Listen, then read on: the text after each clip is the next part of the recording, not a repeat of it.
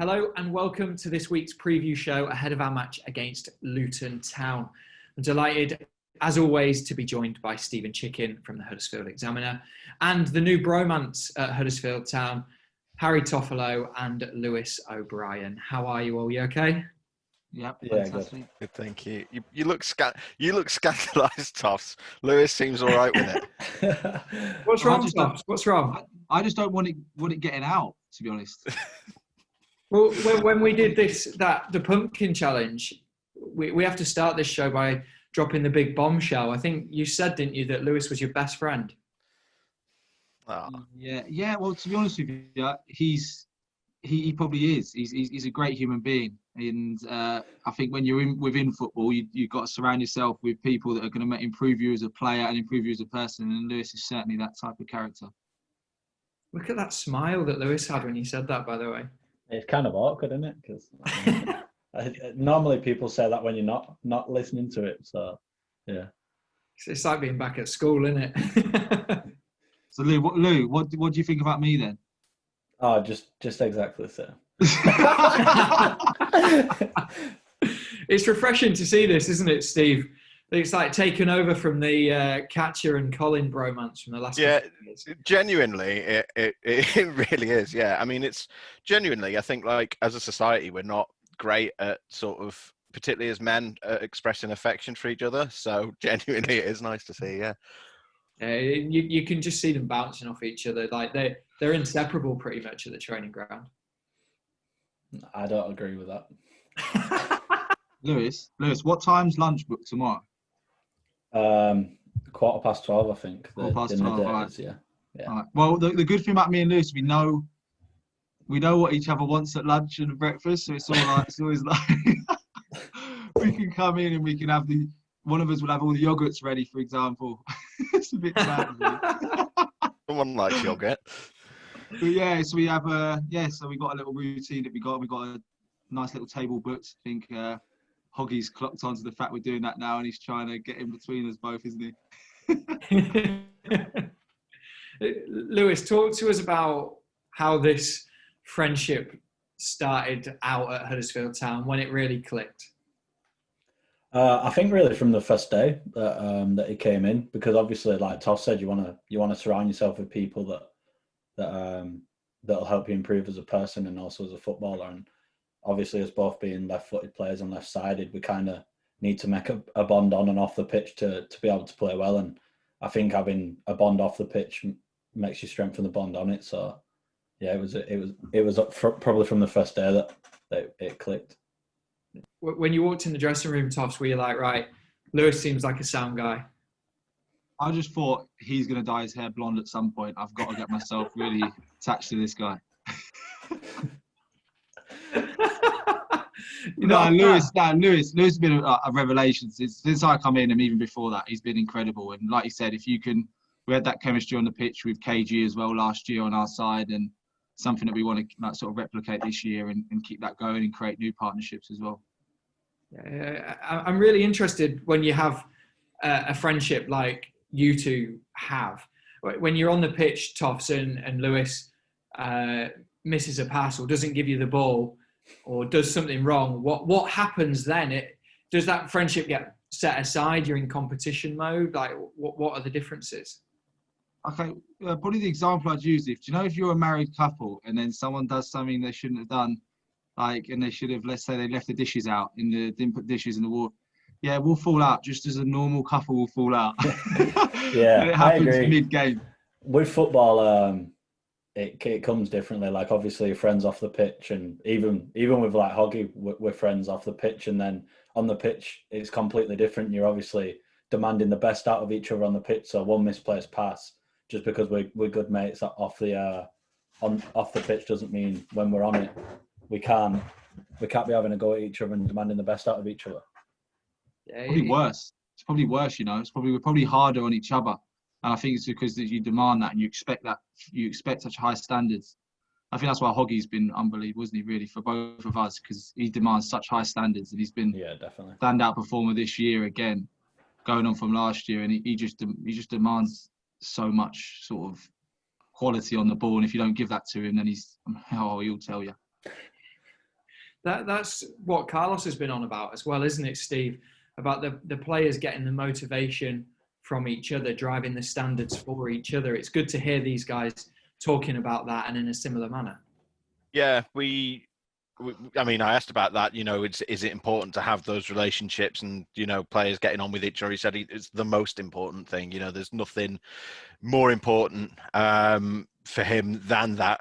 So yeah, I mean, it's you hear about sort of fractured dressing rooms all the time, and I think sometimes it's us in the media trumping it up into something it's not. But every player has stories about a dressing room where people aren't playing for each other or pulling in the same direction, and how quickly that can turn into a bad thing. And I think when you've gone through a hard time like Town had last year, that I think it's either sort of do or die for those relationships, I would imagine. Yeah, absolutely. And before we move on to talk about more football, I just wanted to take a pause. Obviously, everyone has seen the first Lewis versus Toffs installment. Well, we've got a second one for you today. The guys had no idea about it. Steve, you've got a front row seat. Are you ready for today's challenge, Lewis Toffs? Wow. Wow. No way. Right, go on. Wow. Go on then. So you came into the media office last week and you were saying a good idea would be a series of questions about how much you knew about each other. Let's put that to a test. Are you ready for your questions?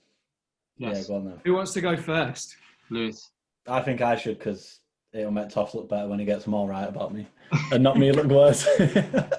Okay, Lewis, question 1. What are the names of Toff's children? Oh. Nice and easy, eh, Toffs? Luke and Enzo. No. Luca and Enzo. Yay! Luca. Oh, I got it wrong. Oh, Lewis, what's going on there? It's a lot of nerves. I've just got it sprung on me. Normally we can prepare for these things. No, Lewis, you should know that, to be honest. I did know it. I just, under a lot of pressure, I crumble, as we all know. Question number 2. How many clubs has Harry Toffolo made at least one appearance for? That appearance is across all competitions, not just league. The 23s count? No, 23s. I'm just going to guess here because he's been at a lot of clubs. Wow, there's the dig. There's the dig. 7. Incorrect. The actual answer is 8. See, I was close. That's more than I expected. That's actually the problem with you, underrated. Lewis. That's the problem with you. You're just happy to be close. I'm just happy to be it. Question number 3. What is Harry Toffolo's middle name? Ooh, you know this. You know this. Think. No, I don't. You do. You do. I know Wait, this. Think. You always say when I'm on my phone, and there's a name that always comes up on my is it phone. Stefano? It is. Yeah. Yes. Nice. There you go. You're off the board. Or on the board. Okay, question number 4. Oh, how many questions? Language did Harry Toffolo learn at school? And what In his grade did I in his get? private school? GCSE. GCSE, and what grade did I get? I'll give you a bonus point, Lou, just so I can show off a little bit. So, the standard, I don't know, Spanish? That's incorrect. Do you not go to school with me? Oh, Latin or Spanish is something. standard. I reckon you learnt Latin. If you'd have said Latin, you would have been correct. See? You would have been correct. That's his boarding school, that. What grade did you get, Toffs? No, it was French. I got an A in French. So me and Isaac, we get on really well. You did Latin, didn't you? Yeah, I can't really. The best thing I got of that. See, that's what I mean. He's The put best me thing off. the best thing I got of Latin was the Roman numerals. That's it. That's all I got out of Latin. You had Latin is the thing, and he's gone, what did I pass a GCSE in? I was going to say Latin, but GCSEs, you do Spanish or French. So I think that should be a no. Yeah, it's no true, one Adam. void Your question's a bit of a shambles, mate, to be honest, because you didn't really state what academic year we were studying this. I'm putting this on Callum Walsh. Walshy. Final question, Lewis. This is I've a done difficult terrible. one. The other ones weren't. Well, this one's harder. This one's harder. In Harry Toffolo's last 2 full games, how many meters did he run? Ooh. What, to be exact? Well, you can give us a roundabout figure. Total distance. If you get within 1,000, I'll give you it. So it's total distance, yeah. Total distance. He did about 10.5. In the last 2 games. Yeah, 10.5 in one game. I reckon I'll go for, you said in 1,000. Yeah, we'll make I'll go it for easier for you. 21.5. It was 22,024 meters, so you were correct. I was going to say 22, but I didn't think you'd run like 11k. I was just trying to chase your pass, Lou. Sorry. There we go. So Lewis got 2 to beat, Toffs. You've got to beat this. Come on. Question number 1. Yeah. Lewis O'Brien's girlfriend is a footballer. Who does she play for? FC United of Manchester. Wow. That's a bit strange. How quickly you answered that question. Next. Bit strange. Next. Cool. Question 2. What are Lewis O'Brien's parents called? Oh, Yes. says amazing things about me. You've never mentioned the names. You just call them mum and dad. I don't know. It's a complete guess. John and Mary. That is unsurprisingly incorrect. That's right, Toss. Well done. Dave and Claire. Yeah. I'm looking forward to getting into Lewis's online banking after this, by the way. Yeah. What's his social security number? Toffs, how many goals has Lewis scored for Huddersfield Town? 3. 3 is correct. Goal of the month. Lou, goal of the month. Love that. January. Shout out. January. January goal of the month. Oh. Question number 4. Someone 2, yeah, buzzing. All the best, Lou. Lewis O'Brien has captained Huddersfield Town once. Who was it against? Oh, that's easy. Callum Walsh mentions this. That's his question. Walshy's put that question in. He says We don't like to talk about that day anymore. We don't talk about that day. Lewis O'Brien went to the den and he went and got the goal. So he rectified that day. But it was Millwall. Millwall away. And finally, Lewis O'Brien's last 2 games, how many meters did he run? Total distance. Last 2 full games. High. Higher than you? Lower than you? Yeah, it was higher. Because I've not let him. 20. So you said 21.5. I'm going to give you a good thing. 23 to the nearest 1,000. 23,217. Well done. Chasing after your passes, Toss. Hey! So it's 1-1 in the series. Toffs, you must be buzzing with that. I'm absolutely delighted, Adam. Thank you very much. That's part of that. His questions are easier than mine. I have to guess your parents' names. You've never mentioned your I parents' said Luke. And You said Luke. It must have cut out. No, you must have caught your finger on the table. Bad connection. No, you said Luke. Liar. Move on. 1-1. Oh, Spirit, don't you, Steve? Good. Yeah, I'm enjoying this. Can we do this every week? Much easier.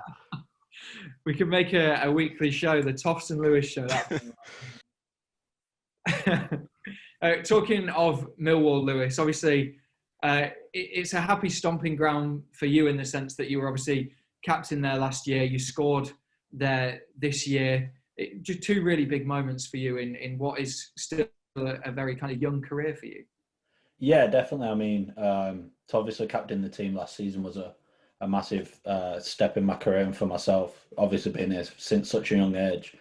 And it wasn't the result we got, but personally on a level for me, it was brilliant. And then obviously to go there this season and to have the performance that the team did and to get off the mark this season for myself in a goal scoring terms was brilliant. And he's always there to steal your limelight as well, Toffs, isn't he? Obviously, your big day, 100 consecutive EFL starts and he scores. Yeah, I'm getting used to this now, Adam, don't worry. Whenever I seem to do something good, he's always there, but I'm glad he is. I wouldn't have it any other way, Lewis. Did you not see the tweet after the game? Like, he tweeted 100 in a row, but he's just glad that I scored. So, I mean, to get 100 starts in a row is ridiculous. I don't think anyone will ever see that in their own career, let alone from Toffolo, the old goat. The old goat. That's incredible, though, Steve, isn't it? The Toff's stat, obviously, milestone 101 now, isn't it? So.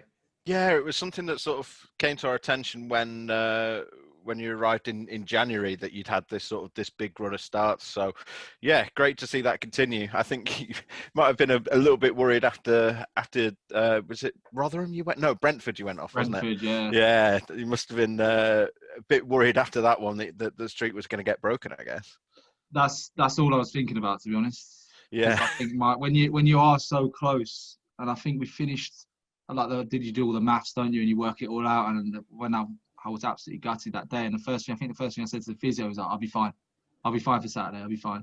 And he was looking at me going, "All right, let's just get a scan and do everything like that." And luckily, I got very lucky that day, and I was able to continue and keep the record going. You've really flourished, haven't you, under Carlos since he's come into the building? He plays a style of football that you really enjoy as well.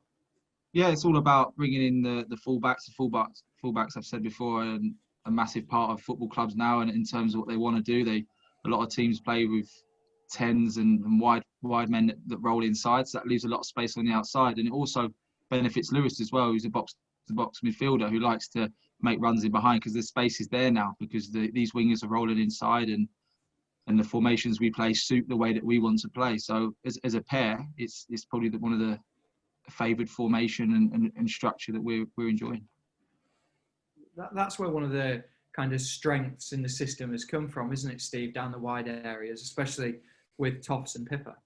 Yeah, precisely. I mean, we talked about it on the podcast as well, and it's great to see the pair of them going at it. I think both very attack-minded players and very modern fullbacks in that regard. And you obviously need a huge amount of energy and a huge amount of I guess people don't really talk about it too much with the fullbacks, because you talk so much about sort of the technical side and the tactical side, but just being mentally switched on as well to make sure that you're not leaving those gaps in behind. It's such an important position in the modern game for so many clubs, but especially in the kind of system that Carlos plays.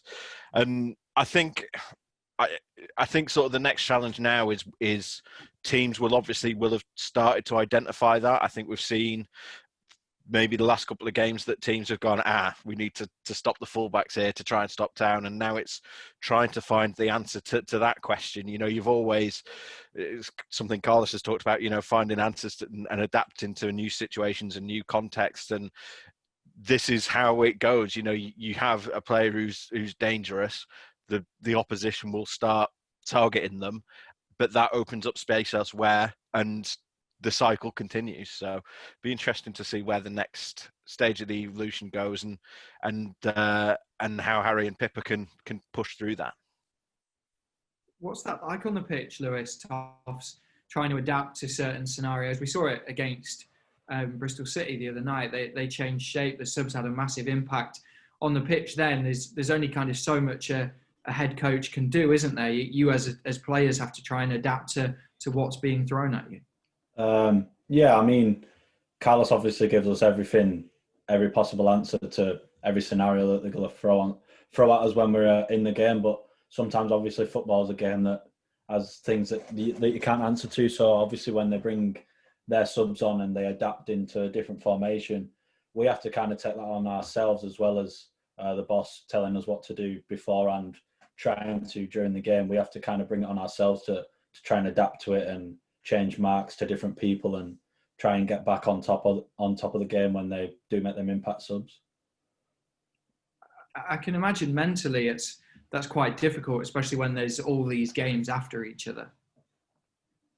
Yeah, I think as footballers, we love playing matches. And I think if they're Saturday, Tuesday, Saturday, Wednesdays, however they fall, we want the next game to come. When you're winning, you've got the momentum, so you want to keep that going. And sometimes people think when you lose, you're not looking forward to the next game. But us as footballers, we want that next game to come around as quick as possible so we can put the last result to bed. So, like, for example, the game coming on Saturday, we're looking forward to it. We can't wait to play Luton. And we've already started preparing on the grass today.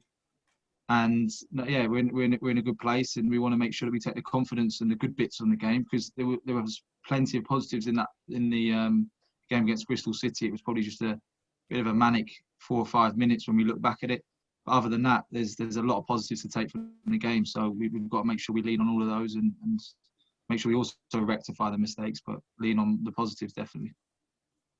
I'm sure this is something that you've all been kind of looking at and analysing. How do you stop those kind of mad 5-10 minutes periods in games happening? Because obviously the first one was Preston and then Bristol City. How as a team do you kind of grow and stop that from happening?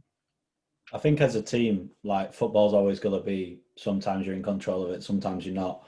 So it's just being able to deal with them a bit better than what we have been doing. I mean, if they're going to have 10, 15 minutes in each half where they're going to dominate us because we've had most of the ball for the other end of it, we've just got to deal with it better and turn that 10, 15 minutes that they dominate to them not having any goals, not having any chances. They only have the domination of the ball. So that's what we've tried to been talk about. But like Toff said, from the game, there was a lot of positives, and we've looked at it back and we've tried to learn from them. Hopefully, they can take it into Luton. It's been really interesting, Steve, hasn't it? Just watching Town adapt over the last 10 games to certain scenarios and deal with different periods in the game. Yeah, it has, and it's been. I think you can see that there's an upward trajectory there. I mean, it's 8 games in a row they've scored a goal, which is the first time done that for the club's done that for about 3 years or so, and that's a real positive. And I thought the Millwall game in particular, we talked about this a bit last time, but was maybe the first time this season where they've just been completely in control throughout the whole game, you know, other than sort of the first sort of 10 or 15 minutes. After they went ahead, you just felt like, well, then they're not going to lose this now. Which, again, there's been other games where you felt like the Preston game and the Bristol game and the Swansea game as well, even although obviously they got the result at Swansea, where it's like, oh dear, are they letting them in a bit too much here? But it's good to see that progression, and it's now a case of, as Lewis says, of turning it into a full 90 minutes and of creating more chances. You know, we talked about it on the podcast this week as well. And you know, Carlos is not a 1-0 kind of manager. And this is a hectic league and a hectic schedule where, although obviously you'd love to have clean sheets and, you know, you want to be defensively solid, the reality is that your opposition are as likely as not to score, and you're going to have to make sure you score 2. So that's probably the next challenge now, because a lot of the games it's been sort of 1 goal. There's only been the 2 occasions where it's been 2 or 3. Yeah, absolutely. And I can imagine, Toffs, Lewis, the stats around that are things that you are all quite aware of, and Carlos is as well. Yeah, the manager breaks it down to 5-minute intervals. Each 5-minute segment gets, like, with a fine-tooth comb of every single situation that we go through, of the ball in play and chances created and whether there's a clear-cut chance. And like you said, the Millwall game, we look back at that and we see whether we've dominated the 5-minute period, whether it was an even 5-minute period, or whether the opposition dominated. And I think the Millwall game, albeit maybe the first 10 minutes when they had corner after corner, I think after that, we gained a lot of control in that game, and it showed, and we end up winning the game 3-0, and deservedly so. So I think we've got to try and make sure we can see as many Huddersfield positives when we look at that 5-minute, because the times we have, you can look back at the games we have won, there's been a plenty more of the Huddersfield positive than there hasn't. But even saying that, the game against Bristol, there was plenty of positives in that. So it's one of them. That's like Steve said, it's a championship. So it's so unforgiving and unpredictable. So you just have to make sure you're alive. And like I said, if we can press on and try and score more and more goals, then it will help us. What's Carlos like to work with, Lewis, in terms of on the training pitch and meetings? No, I think he's brilliant. The way he came in and put himself into the team and stuff, and and told us how everything was going to be. Obviously, the lads were quite set back by it from the start. But once everyone's bought into the way he wants us to play and stuff, I think, as everyone can see, like it's working brilliantly, and the way that we've all adapted to it and we've bought into what he wants us to do, it's fantastic. But I think, obviously, I was injured for quite a long time before when he came in, before I could actually get myself going and working with everyone. But even in the short space of time that I've had, which has been 3-4 weeks with him, I think I've improved massively as a player into what he wants me to be, which is, I think, different from the player I was last season. So to try and adapt my whole play style to what he wants me to be, I think in the 4 weeks it's been brilliant. What are the adaptations he wants you to make, Lewis? Well, obviously on the running demands, everyone has to be more high speed and more explosive rather than just being able to jog around the pitch and get good total distance. He's more looking about the high intensities and stuff like that. But also being on the more attacking side, we're very man to man, so you've got to dominate your man instead of being able to press from yourself to the centre back to the goalkeeper. It's kind of I did that quite a lot last season, where I'm trying to learn as quick as I can to how he wants me to press, and also be more attacking minded, getting in the box and trying to play forward as much as I can. It's really interesting the way he works on the training pitch. How do you, obviously you still, like we said earlier, still very early on in like a professional career, but how does he compare to other managers that you've worked with in the past? I just think every manager is different to what you have. I mean, I had 3 or 4 at Bradford and they were all different, and I think that kind of set me off on the right foot to be able to adapt to managers when they come in. So Carlos coming in and putting his stamp on how he wants us to play, I think personally I've took it in my stride, and I love learning. I love football, so I'll always take anything into what they want me to be a better footballer. How much has changed for you, Toffs, in what's expected in your role as a left back? Because you're obviously doing a wing back role as well at times. Yeah, I remember I played wing back when I was 19 on loan at Swindon. So the memories of that are still there, and that type of system. But no, like Lewis said, it demands a lot of high intensity running, and it's something that you don't realise what your body's capable of until you actually go and do it and push yourself. And I'm a true believer that the murder ball sessions we've been doing have made every single one of us go from strength to strength, and we are getting fitter and we're dominating the opposition. And if you look around the group, as a group we've lost a lot of weight that we probably didn't need, and we just look faster, leaner, and it's definitely showing in games. And if you look at the stats from the games, it's incredible, and it won't be long until we start turning the results out and keep on going. It's incredible the fine details that he goes down to. Even he's really key, isn't he, in terms of fitness and the amount that you run in a game, like your weight as well that you said there. He's really key on all those minor details. Oh, they're massive. They are so huge. And the one thing that, like we say, back to played 101 games now. The one thing that I looked at from the very start, from that very first game, is my diet and making sure that I was living right. Not that I wasn't before, but I had to make some life choices, and I did, and it's got me to this point now. We've got a top nutritionist now at the club who's helping us daily. He's constantly texting us to send him his food and what you're making. He's normally hammers some people's food, but no, it's good, and to have that care and attention as players is fantastic, and it shows how much the club are wanting to improve everybody as an individual, which will ultimately benefit the whole team and the football club. You could tell, Steve, couldn't you, straight away when Carlos came in, that he was a real details man. All the minor things end up for being those like small percentages that will eventually help win your games.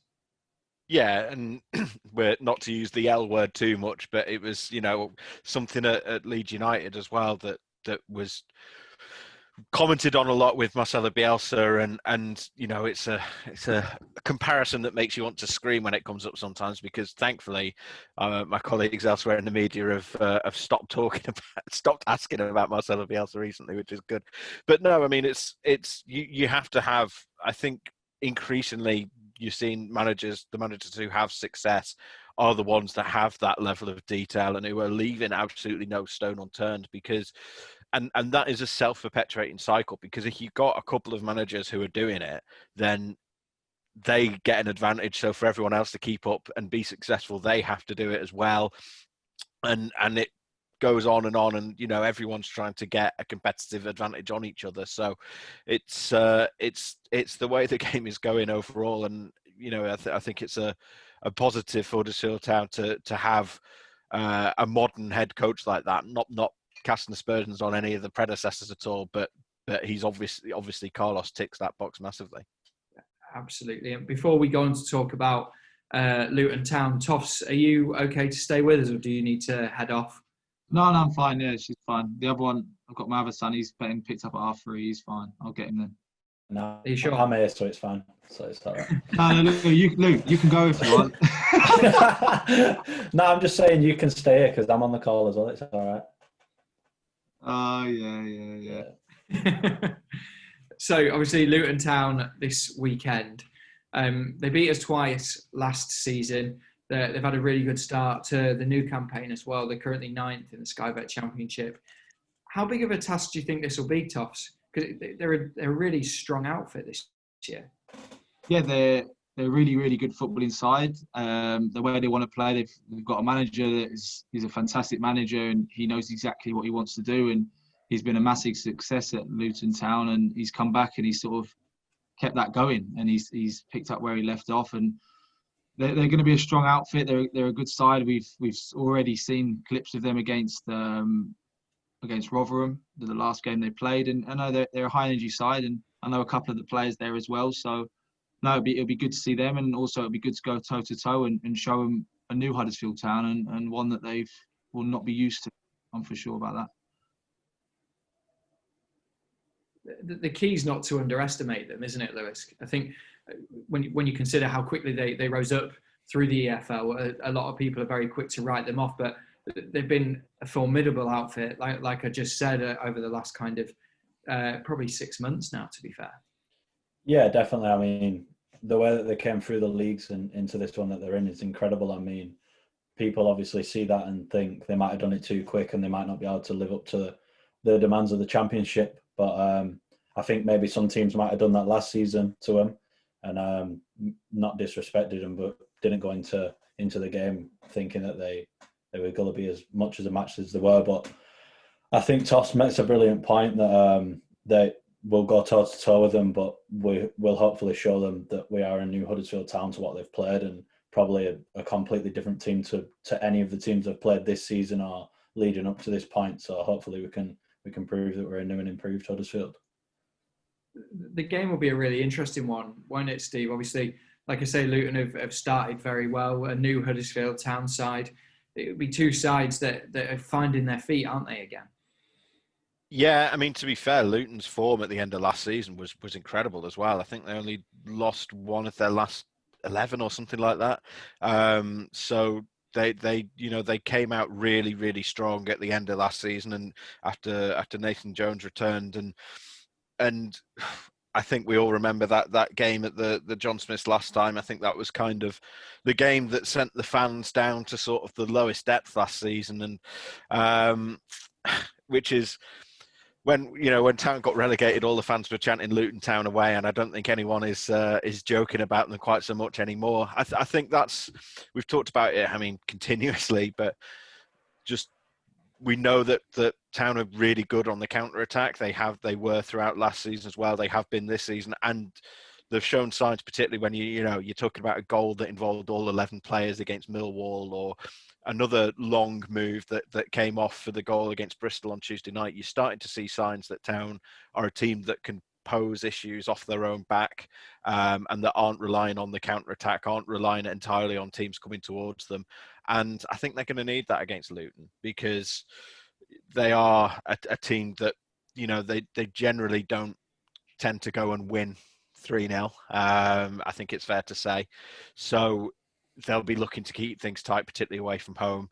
And it's whether you can find the answers to those questions and make a bit of a statement, I think, because Birmingham were another team who sat back and defended a lot, and had that low block and a defensive setup. So getting a win against a side like that would really be a bit of a statement at this point.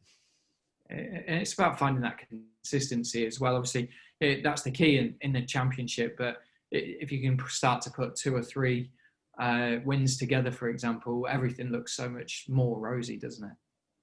Especially going into an international break as well. I think I'm sure that for the players, it's, you know, once you get home on the Saturday night, you know, and you've had your night's rest, you're up on Sunday morning and it's another day and you've got to just sort of get on with the job and put it behind you. But for the fans, it can sort of stick with you for a little bit longer. And I think it's because of the way sort of it's been win-loss, win-loss.